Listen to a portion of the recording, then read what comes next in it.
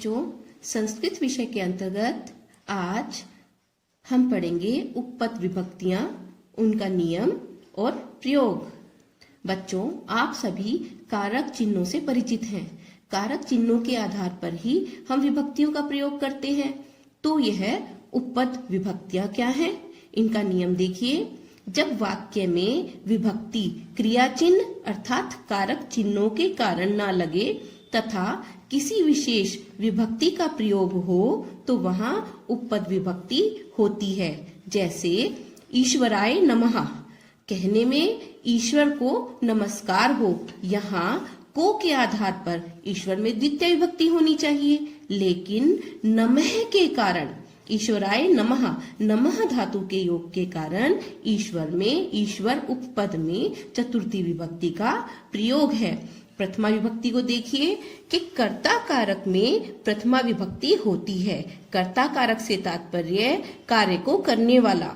रामः गच्छति, राम जाता है, जाने का कार्य राम कर रहा है, इसलिए राम करता है और राम में प्रथमा विभक्ति का प्रयोग किया है।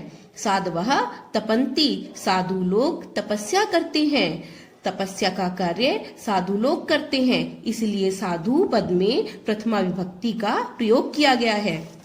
द्वितीय विभक्ति देखिए। अभितः अर्थात दोनों ओर, उभयतः दोनों ओर, परितः चारों ओर, समया अथवा निक्षा अर्थात समीप, प्रति की ओर, बिना विना, तथा धिक अर्थात धिक्कार है आदि शब्दों के योग में द्वितीय विभक्ति का प्रयोग होता है। देखिए उदाहरण। वह घर की ओर जाती है।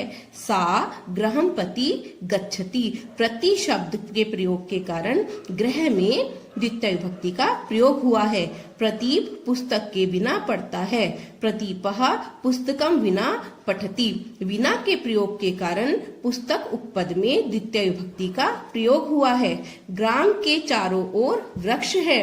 ग्रामं परितः वृक्षः सन्ति, परितः पद के कारण ग्रामम उपपद में द्वितीय विभक्ति का प्रयोग हुआ है। चोर को धिक्कार है। चौरम धिक, धिक के योग में धिक पद के कारण चोर उपपद में द्वितीय विभक्ति चौरम का प्रयोग हुआ है। इसके अतिरिक्त गम धातु अर्थात जाना, पठ धातु अर्थात पढ़ना, खाद धातु अर्थात खाना, पा धातु अर्थात पीना, भज धातु अर्थात भजन करना आदि धातुओं के योग में भी कर्म में द्वितीय विभक्ति का प्रयोग होता है। उदाहरण देखिए। वह ईश्वर को भजता है। सह ईश्वरम भजति, भज धातु के कारण ईश्वर उपपद में द्वितीय विभक्ति का प्रयोग हुआ है। पुत्र पुस्तक पढ़ता है। पुत्रः पुस्तकं पठति, पठ धातु के कारण पुस्तक उपपद में द्वितीय विभक्ति का प्रयोग हुआ है। लड़की दूध पीती है। बालिका दुग्धम पिबती, पा धातु के कारण दुग्ध उपपद में द्वितीय विभक्ति का प्रयोग हुआ है। लता भात को खाती है। लता ओदनम खादती, लता भात को खाती है। खाद धातु के कारण ओदन शब्द में भात में द्वितीय विभक्ति का प्रयोग हुआ है। द्वितीय विभक्ति के नियम देखिए। सह साकम समम अर्थात साथ, किम प्रयोजन उससे क्या लाभ अर्थात क्या तात्पर्य या मतलब, हीन किसी चीज से रहित होना, विना विना के योग में, अलम निषेधवाचक शब्द जब किसी कार्य के लिए मना किया जाता है, विकृत अंगवाची अर्थात जब किसी अंग में विकार होता है, उनके साथ तृतीय विभक्ति का प्रयोग होता है। उदाहरण देखिए। वह कलम से लिखता है। सह कलमेन लिखती, कलम से लिखने के कारण से कारक के कारण यहाँ कलम में तृतीय विभक्ति का प्रयोग हुआ है। मैं वायुयान से विदेश जाऊंगा। अहम वायुयानेन विदेशम गमिष्यामि, किसी भी वायुयान से या किसी भी परिवहन से जाने में उस परिवहन में तृतीय विभक्ति का प्रयोग होता है। विवाद मत करो। अलम विवादेन, विवाद कार्य से रोका जा रहा है, अतः विवाद में तृतीय विभक्ति का प्रयोग है। पुत्रः जनकेन सह साकम समम सार्धम गच्छति। इन सभी का अर्थ साथ ही होता है। सह के योग में जनक में तृतीय विभक्ति का प्रयोग हुआ है। सुदामा धन से हीन था। सुदामा धनेन हीनः आसीत। हीन पद के कारण धन में तृतीय विभक्ति का प्रयोग हुआ है। वह नेत्र से काणा है। सह नेत्रेण काणः अस्ति। अंग विकार के कारण नेत्र में तृतीय विभक्ति का प्रयोग हुआ है। चतुर्थी विभक्ति के नियम और उदाहरण देखिए। संप्रदान कारक अर्थात के लिए। अलम सामर्थ्य, नमः नमस्कार, स्वस्ति कल्याण होना, स्वाहा यज्ञ में आहुति देना, स्पृह किसी चीज की इच्छा करना, रुच अच्छा लगना, दा और यच दोनों का तात्पर्य देना, क्रुद्ध किसी पर क्रोध करना, असूये किसी से ईर्ष्या करना आदि के योग में चतुर्थी विभक्ति का प्रयोग होता है। यह वृक्ष परोपकार के लिए फलते हैं। वृक्षः परोपकाराय फलन्ति के लिए संप्रदान कारक के कारण परोपकार में चतुर्थी विभक्ति का प्रयोग हुआ है। राजा गरीब को वस्त्र देता है। देने अर्थात दा धातु के योग में जिसको चीज दी जाती है तो गरीब में दरिद्राय रूप में चतुर्थी विभक्ति का प्रयोग हुआ है। पिता पुत्र पर क्रोध करता है। क्रुद्ध धातु के कारण पुत्र में चतुर्थी विभक्ति का प्रयोग हुआ है। जनकः पुत्राय क्रुध्यति। अग्नि के लिए आहुति। अग्नये स्वाहा। स्वाहा के योग में अग्नि में चतुर्थी विभक्ति का प्रयोग हुआ है। राम रावण के लिए पर्याप्त है। रामः रावणाय अलम। अलम अर्थात सामर्थ्य के योग में रावण में चतुर्थी विभक्ति का प्रयोग हुआ है। मुझे लड्डू अच्छे लगते हैं। अच्छा लगना अर्थात रुच धातु के योग में मह्यम में चतुर्थी विभक्ति का प्रयोग हुआ है। गुरु को नमस्कार है। नमः धातु के कारण गुरु में गुरुवे नमः के रूप में चतुर्थी विभक्ति का प्रयोग हुआ है। विभक्ति के नियम देखिए। अपादान कारक अर्थात से, रीते अलावा, बिना, भी डरना, धातु अनंतरम अर्थात बाद में, बही बाहर, प्रमाद आलस्य करना तथा पृथक होने के योग में पंचमी विभक्ति का प्रयोग होता है। उदाहरण देखिए। गंगा हिमालय से निकलती है।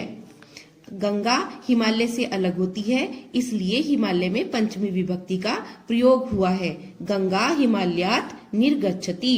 पुस्तक के बिना कैसे पढ़ोगे। पुस्तकात विना कथम पठिष्यसि। बिना के योग में पंचमी विभक्ति का प्रयोग हुआ है। बच्चों बिना के योग में द्वितीया, तृतीया और पंचमी तीनों विभक्तियों का प्रयोग कर सकते हैं। हिरण शेर से डरता है।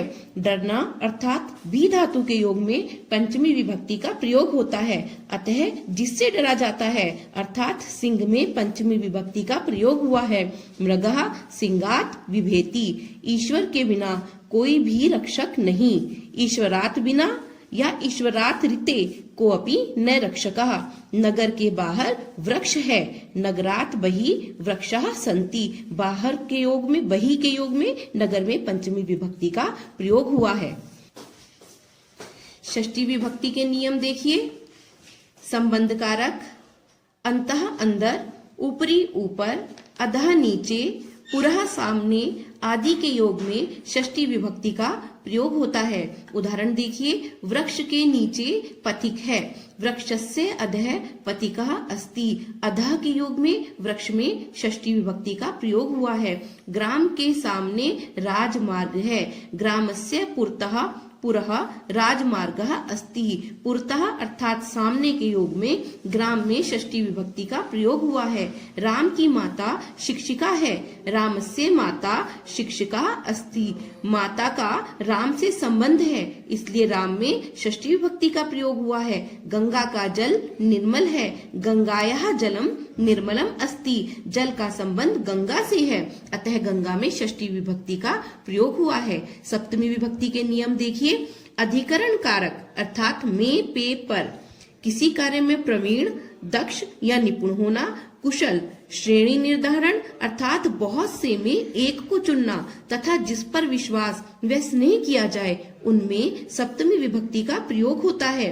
एक विशेष बात देखिए कि अनेक में से एक को छांटने में षष्ठी और सप्तमी दोनों विभक्तियों का प्रयोग हो सकता है। उदाहरण देखिए, कवियों में कालिदास श्रेष्ठ है। बहुत से कवियों में कालिदास को श्रेष्ठ बताया जा रहा है, अतः कवियों में षष्ठी का बहुवचन और सप्तमी का बहुवचन दोनों का प्रयोग किया जा सकता है। कवि नाम अथवा कविषु कालिदासः श्रेष्ठः अस्ति। राधिका वीणा वादन में कुशल है। राधिका वीणा वादने कुशला अस्ति। माता पुत्र पर स्नेह करती है। माता पुत्रे स्नेहयति। माता का स्नेह पुत्र पर है, अतः स्नेह धातु के योग में पुत्र में सप्तमी विभक्ति का प्रयोग हुआ है। गुरु शिष्य पर विश्वास करता है। गुरु शिष्य विश्वसीति। जिस पर विश्वास किया जाता है उसमें सप्तमी विभक्ति का प्रयोग होता है, अतः शिष्य में सप्तमी विभक्ति का प्रयोग हुआ है। संस्कृत भाषा में अनुवाद करने में सर्वनाम प्रयोग तथा लकार प्रयोग का विशेष महत्व है। देखिए किन सर्वनामों के साथ किस लकार में किस पुरुष का प्रयोग होता है। प्रथम पुरुष का प्रयोग वह, वे दोनों और वे सब के लिए होता है। एक वचन के लिए प्रथम पुरुष का एक वचन, द्विवचन के लिए प्रथम पुरुष का द्विवचन और बहुत से लोगों के लिए प्रथम पुरुष का बहुवचन का प्रयोग करते हैं। जैसे वह पढ़ता है तो सह पठति, वे सब पढ़ते हैं तो ते पठन्ति। मध्यम पुरुष में हम तुम दोनों और तुम सब को लेते हैं।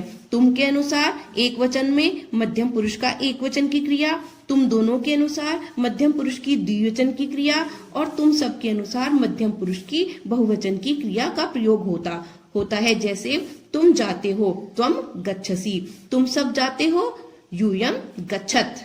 उत्तम पुरुष में मैं, हम दोनों और हम सब सर्वनाम के अनुसार क्रिया का प्रयोग होता है।